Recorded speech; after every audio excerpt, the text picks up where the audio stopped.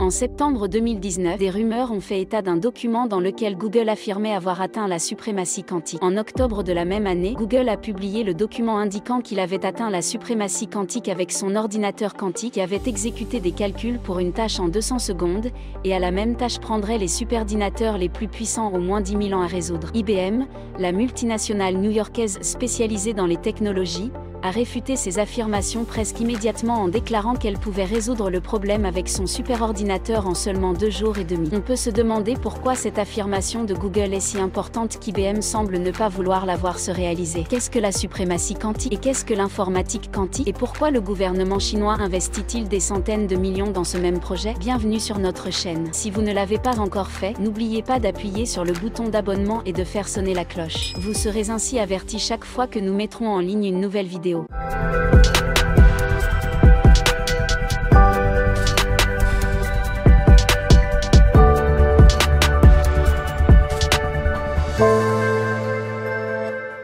Il peut sembler étrange de parler de Google qui bat l'innovation de manière surprenante. Je veux dire que nous devrions nous attendre à ce qu'ils réalisent ce genre de prouesse de temps en temps, n'est-ce pas? Après tout, ils ont créé l'outil d'information le plus efficace avec leur moteur de recherche qui génère des centaines de millions de réponses à vos questions en une demi-seconde. Et bien que vous ne visitiez que la 2e page lorsque vous travaillez sur un projet scolaire, le moteur de recherche de Google est si performant qu'il vous recherchera également.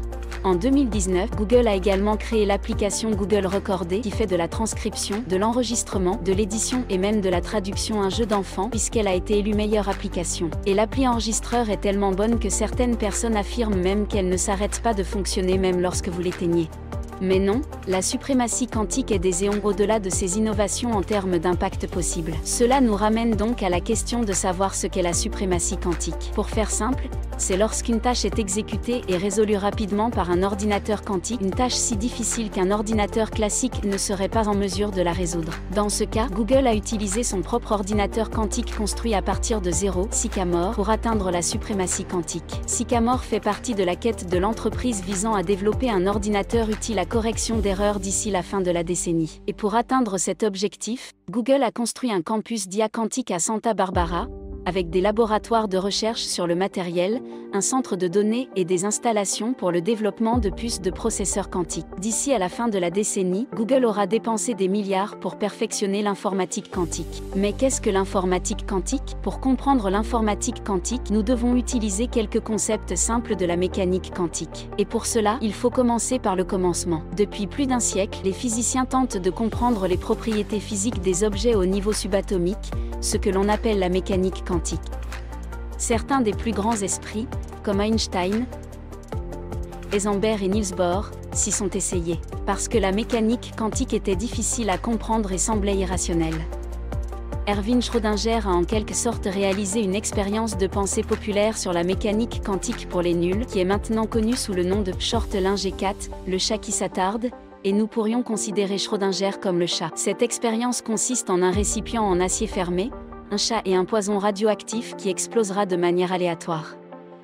Comme nous ne savons pas si le poison a explosé, nous pouvons considérer que le chat est à la fois vivant et mort jusqu'à ce que nous ouvrions la boîte pour l'observer. Cet attribut qui consiste à se trouver dans 2 états différents à la fois jusqu'à ce qu'il soit mesuré s'appelle la superposition. Il s'agit d'une caractéristique des particules subatomiques telles que les électrons et les photons. Alors que les ordinateurs classiques imitent les humains dans la mesure où nous effectuons des calculs en utilisant des bits de 1 et de 0 comme données, les ordinateurs quantiques comme Sycamore imitent la nature en utilisant des bits quantiques, ou pi de 1 et de 0 comme données, ces pi pouvant exister dans les 2 états de données à la fois et changer en conséquence pour donner la réponse requise pour une tâche. Cela signifie également que, par rapport aux bits, les pi traitent une quantité ridicule d'informations plus rapidement, et cette capacité à traiter plus d'informations plus rapidement augmente au fur et à mesure que l'on augmente le nombre de bits d'un ordinateur classique et de pi d'un ordinateur quantique comme Google Sycamore. Par exemple, contrairement à 2 bits classiques qui existent dans l'un ou l'autre des 4 états, 2 pi peuvent exister dans les 4 états à la fois, 3 pi et 8 états, 4 et 16, etc.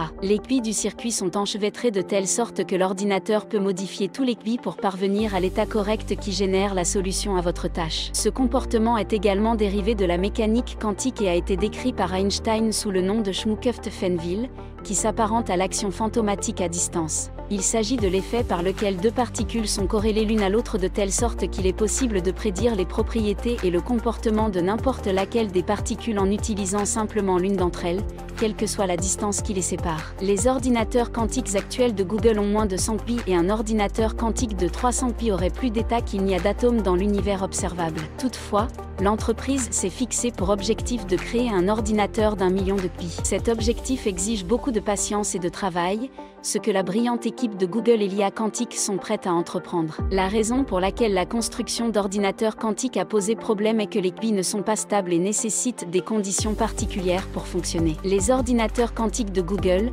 comme le chandelier de style steampunk, sont dotés d'une jonction Josephson qui convertit les bits en pi. Parallèlement, la construction de l'ordinateur permet d'éviter les interférences électriques et magnétiques, tandis que la supraconductivité est également obtenue en utilisant le cryostat pour rapprocher la température du zéro absolu.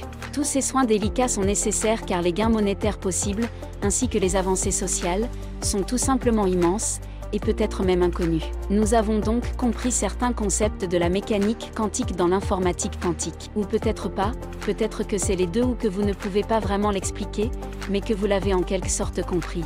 Eh bien, je suis désolé de vous le dire, mais votre cerveau vient d'être superposé.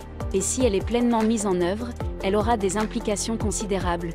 Nous résoudrons des problèmes grâce au pouvoir de la nature et de l'univers. Et comme la mécanique quantique n'est pas entièrement comprise par quiconque, y compris les scientifiques, ces ordinateurs quantiques peuvent nous aider à mieux comprendre la mécanique quantique elle-même. Au fur et à mesure des progrès réalisés, les ordinateurs quantiques de Google auront des applications dans le monde réel. Par exemple, ils pourraient prédire correctement la meilleure combinaison de molécules pour les médicaments, ce qui est aujourd'hui fait par les scientifiques par une sorte de méthode d'essai et d'erreur. Cela permettrait de gagner beaucoup de temps et de réduire les coûts et le gaspillage. En ce qui concerne les prédictions, elles peuvent également être utiles pour créer des modèles de projets et de théories, ainsi que pour établir des prévisions financières.